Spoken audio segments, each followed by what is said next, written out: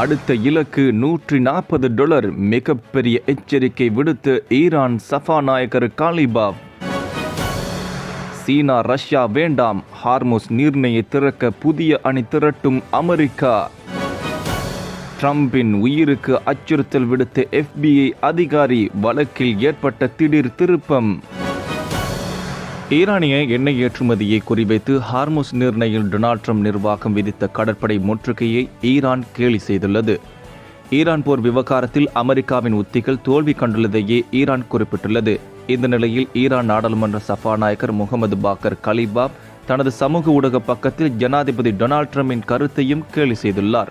அதில் இதுவரை ஈரானின் எண்ணெய் கிணறுகள் எதுவும் வெடிக்கவில்லை என்பதை அவர் குறிப்பிட்டுள்ளார். ஏப்ரல் 26 தமது ட்ரூத் சமூக ஊடகத்தில் பதிவிட்டுள்ள ட்ரம்ப், இன்னும் 3 நாட்களில் ஈரானின் எண்ணெய் கிணறுகள் மிக சக்தி வாய்ந்த பேரழிவு செயல்முறையில் வெடிக்கும் என குறிப்பிட்டிருந்தார். ஆனால் ட்ரம்ப் குறிப்பிட்ட அந்த 3 நாட்கள் கடந்த பின்னர் வணிக கப்பல் போக்குவரத்தின் மீதான கடல்வழி முற்றுகை ஈரானின் எண்ணெய் உற்பத்தியை உடனடியாக முடக்கிவிடும் என எதிரிகள் கனவு கண்டார்கள் என காலிபாப் கேலி செய்துள்ளார். 3 நாட்கள் எதுவும் வெடிக்கவில்லை, வேண்டுமென்றால் அதை 30 நாட்களாக நீடித்து நேரலை செய்யலாம் என்றார். மேலும் ஈரான் மீது தற்போது பொருளாதார அழுத்தம் என்ற உத்தியை முன்னெடுத்ததுக்கு கருவூல செயலாளர் ஸ்காட் பெசன்ட் போன்ற அமெரிக்காவின் உயர்மட்ட அதிகாரிகளின் பயனற்ற ஆலோசனைகளே காரணம் எனவும் காலிபாப் குற்றம் சாட்டியுள்ளார். அத்துடன் தற்போது $120 எட்டவிருக்கும் எண்ணெய் விலை அடுத்து $140 எட்டும் என்பதை உறுதி எனவும் அவர் எச்சரிக்கை விடுத்துள்ளார். ஈரானிய புரட்சிகர காவல் படையின் முன்னாள் விமானப்படை தளபதியாகவும் 2005 முதல் 2017 வரையில் தெஹ்ரானின் மேயராகவும் பதவி வகித்த காலிபாப் பொறியியல் பின்னணியை கொண்டவர். மேலும் ஈரானின் பாதுகாப்பு அமைப்பில் ஆழமான வேர்களை கொண்ட ஒரு நடைமுறைவாதியான தீவிர போக்காளராக இவர் நட்பெயர் பெற்றுள்ளார். மத்திய கிழக்கு பாதுகாப்பு மற்றும் அணுசக்தி விவகாரங்கள் தொடர்பான அமெரிக்காவுடனான ஈரானின் பேச்சுவார்த்தைகளை அவர் வழிநடத்தி வருகிறார்.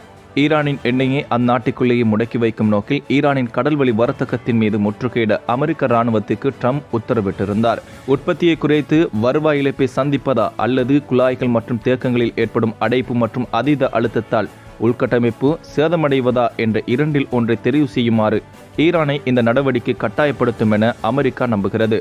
ஆனால் இந்த முற்றுகையானது ஈரானின் வருவாய் மற்றும் அந்நிய செலவாணியின் முக்கிய ஆதாரத்தை பாதித்துள்ளது என்பதுடன் எண்ணெய் விலை உயர்வையும் ஏற்படுத்தியுள்ளது. ஹார்முஸ் நீர்நிலையில் கப்பல் போக்குவரத்தை மீண்டும் மீட்டெடுப்பதற்காக ஒரு புதிய சர்வதேச அணியை அமெரிக்க ட்ரம்ப் நிர்வாகம் நடவடிக்கை எடுத்து வருகிறது. இதன் பொருட்டு MFC எனப்படும் இந்த கடல்சார் சுதந்திரத்தை கட்டமைப்பை உருவாக்குவதற்கு அமெரிக்க வெளிவிவகார செயலாளர் மார்க்கோ ரூபியோ ஒப்புதல் அளித்துள்ளதாகவும் தகவல் வெளியாகியுள்ளது.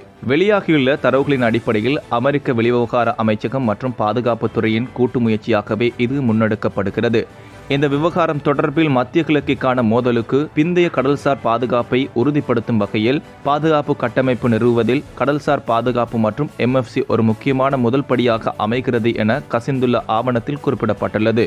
அத்துடன் நீண்டகால எரிசக்தி பாதுகாப்பை உறுதி செய்வதற்கும் முக்கிய கடல்சார் உள்கட்டமைப்பை பாதுகாப்பதற்கும் இன்றியமையாத கடல்வழி பாதைகளை வழிசெலுத்தல் உரிமைகளையும் சுதந்திரங்களையும் பேணுவதற்கும் இந்த கட்டமைப்பு இன்றியமையாதது எனவும் கூறப்பட்டுள்ளது. இப்படியான தகவல் முதலில் புதன்கிழமையன்று வால்ட் ஸ்ட்ரீட் ஜேர்னலில் வெளியாகியுள்ளது. மேலும் அமெரிக்க தூதரங்கள் மே 1 நேச நாடுகளிலும் இந்த தூதுக்குறிப்பை வாய்மொழியாக தெரிவிக்க வேண்டும். ஆனால் ரஷ்யா, சீனா, பெலாரஸ், கியூபா மற்றும் அமெரிக்காவின் பிற எதிரி நாடுகளிடம் இதனை தெரிவிக்க கூடாது என்று குறிப்பிடப்பட்டுள்ளது. இதில் பங்கேற்கும் நாடுகள் ராஜதந்திரம், தகவல் பகிர்வு, அமுலாக்கம், கடற்படை பிரசன்னம் அல்லது பிற வகையான ஆதரவு வடிவங்களில் உதவலாம். அது மட்டுமின்றி அனைத்து மட்டங்களிலான ஈடுபாட்டையும் வரவேற்கப்படுகிறது.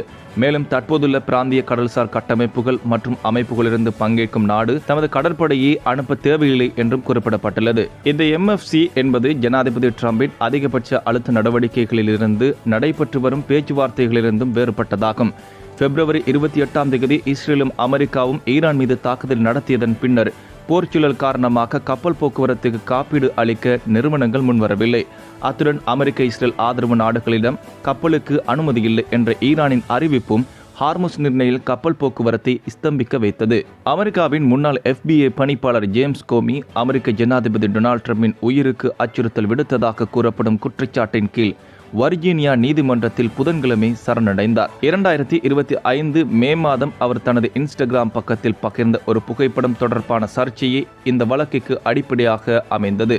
அந்த புகைப்படத்தில் கடற்கரை மணலில் கிளிஞ்சல்களை கொண்டு 86 47 என்று எழுதப்பட்டிருந்தது. 86 என்பது ஒருவரை ஒழித்து கட்டுவதை குறிக்கும் கொச்சையான சொல் என்றும் 47 என்பது 47வது ஜனாதிபதியான ட்ரம்பை குறிப்பதாகவும் அரசு தரப்பு சட்டத்தரணிகள் வாதிடுகின்றனர். இந்த குற்றச்சாட்டுகளை முற்றிலுமாக மறுத்துள்ள ஜேம்ஸ் கோமி அந்த எண்களில் உட்பொருள் தமக்கு தெரியாது என்றும் அது ஒரு அரசியல் செய்தியாக இருக்கலாம் என்றும் கருதியே தான் பகிர்ந்ததாக விளக்கமளித்துள்ளார். வன்முறைக்கு தான் எதிரானவர் என்பதால் அந்த பதிவை நீக்கிவிட்டதாகவும் அவர் தெரிவித்துள்ளார். எனினும் ட்ரம்புக்கு மிரட்டல் விடுத்தல் மற்றும் அச்சுறுத்தலை பரப்புதல் ஆகிய பிரிவுகளின் கீழ் அவர் மீது வழக்கு பதிவு செய்யப்பட்டுள்ளது. இவை ஒவ்வொன்றும் அதிகபட்சமாக 10 ஆண்டுகள் சிறை தண்டனை வழங்கக்கூடிய குற்றங்களாகும். டொனால்ட் ட்ரம்பின் முதல் பதவிக்காலத்தில் கோமி பதவியிலிருந்து நீக்கப்பட்டதிலிருந்தே இருவருக்கும் இடையே மோதல் போக்கு நீடித்து வருகிறது. இது கோமி மீது ட்ரம்ப் நிர்வாகம் தொடுக்கும் 2வது கிரிமினல் வழக்காகும். முன்னதாக அவர் மீது சுமத்தப்பட்ட வழக்குகள் நீதிமன்றத்தால் தள்ளுபடி செய்யப்பட்டன.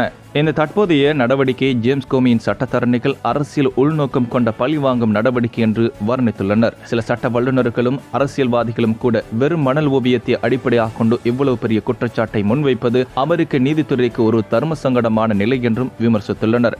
அதேவேளை அதிபருக்கு விடுக்கப்படும் எந்த ஒரு அச்சுறுத்தலும் தீவிரமாக பரிசீலிக்கப்பட வேண்டும் என்பதில் அரசு தரப்பு உறுதியாக உள்ளது.